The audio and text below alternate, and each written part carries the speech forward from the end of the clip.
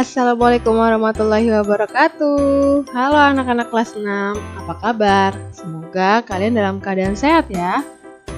Sebelum mulai belajar, mari kita berdoa terlebih dahulu. Berdoa dimulai.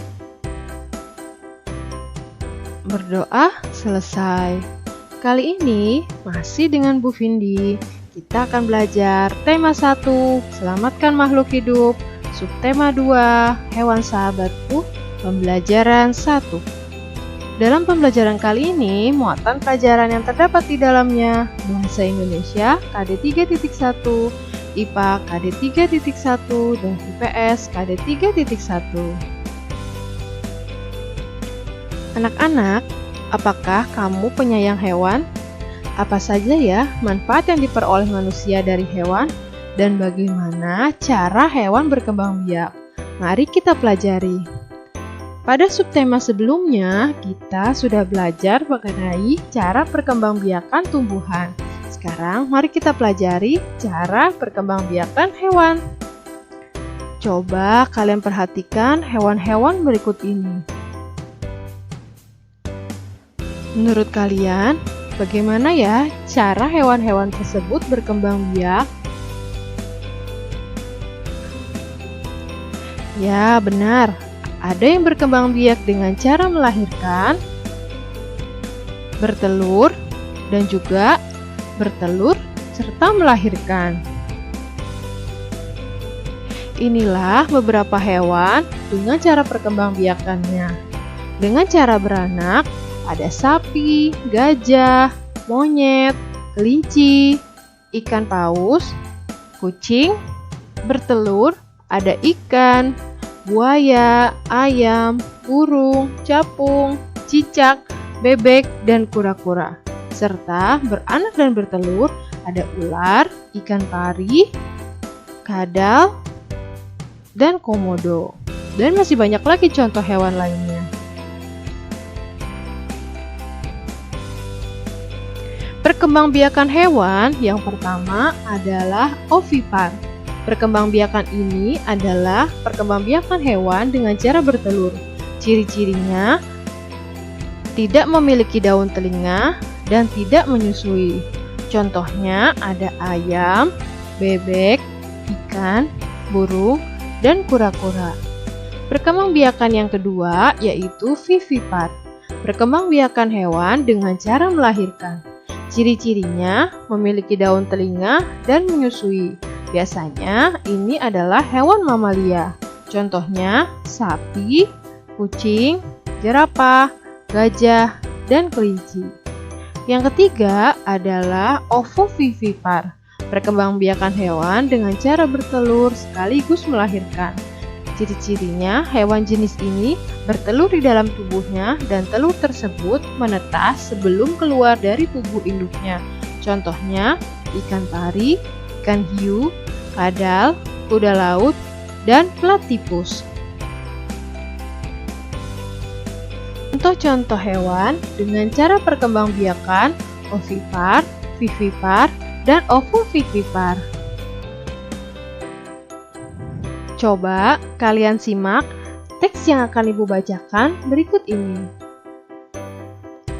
Bebek. Bebek adalah unggas yang hidup di darat, tetapi menyukai perairan. Penduduk Indonesia banyak memanfaatkan daging dan telur bebek untuk kebutuhan sehari-hari. Bulu bebek tidak pernah basah meskipun ia berenang dan menyelam. Hal itu karena bulunya memiliki kelenjar minyak. Lapisan minyak berguna untuk membuat suhu tubuh bebek tetap hangat di malam hari. Teks tersebut merupakan contoh teks laporan pengamatan. Pada pembelajaran sebelumnya, kalian sudah belajar bagaimana caranya membuat kesimpulan dari teks laporan yang dibaca atau didengar. Nah, sekarang tugas kalian setelah menyimak dan mendengarkan teks yang sudah Ibu bacakan tadi, kalian tentukan kalimat utama setiap paragraf dan temukan ide pokoknya pada setiap paragraf. Tulislah ide pokok tersebut pada tabel di samping ini. Kerjakan pada buku latihan kalian dan kirimkan jawabannya kepada guru kalian.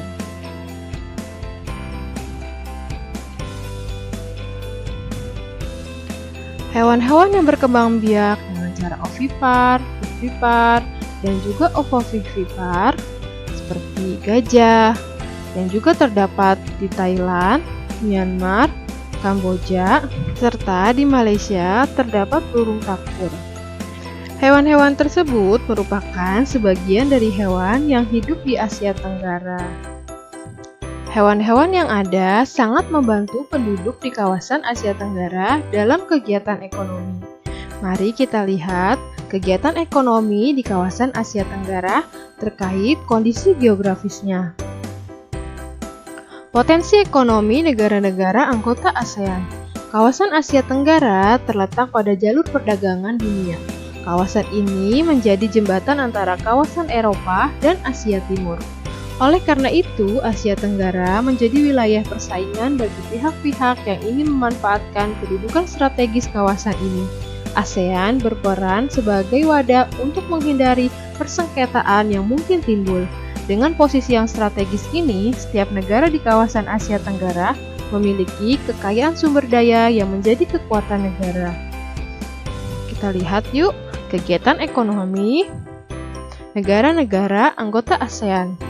Yang pertama adalah Brunei Darussalam. Brunei terkenal dengan sumber daya alam berupa minyak bumi dan gas alam. Brunei Darussalam adalah negara dengan pendapatan per kapita tertinggi karena gas alamnya. Yang kedua yaitu Malaysia.